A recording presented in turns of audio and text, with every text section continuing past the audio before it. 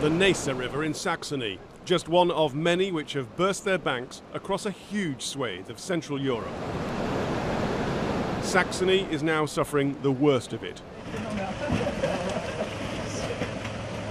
In Jesnitz, people were doing what they could to stem the flow. In some parts of the town, it was too late. Horrible. Everything was destroyed.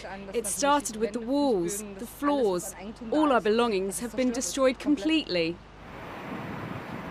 The regional capital is Dresden. It's on the Elbe River. It too has burst its banks in some areas and the city is threatened. All along the river, preparations were underway.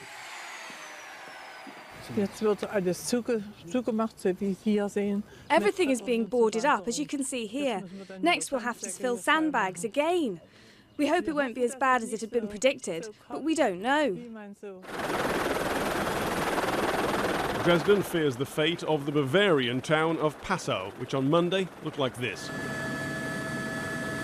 It borders Austria and the Czech Republic, parts of which are also underwater. Here, the floodwaters were at their highest levels in 500 years.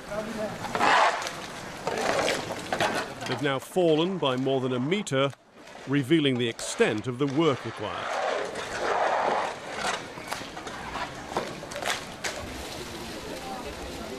The German chancellor, Angela Merkel, has already visited several regions of her country.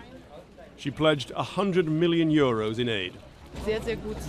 We will give support quickly and with no delays. I think the state of Saxony will manage the situation well. I think we can make sure that the people who need help will get help right away. This was the Vltava River in Prague. The old city survived without much damage due to flood defences, but it was a close-run thing. A state of emergency is still in place across the country. And across Central Europe, thousands of people have had to be evacuated from their homes. There have been more than a dozen fatalities. The weather is expected to improve, but the hills are still saturated with water heading down towards the rivers. There's still a lot of help required in a lot of places. Tim Marshall, Sky News.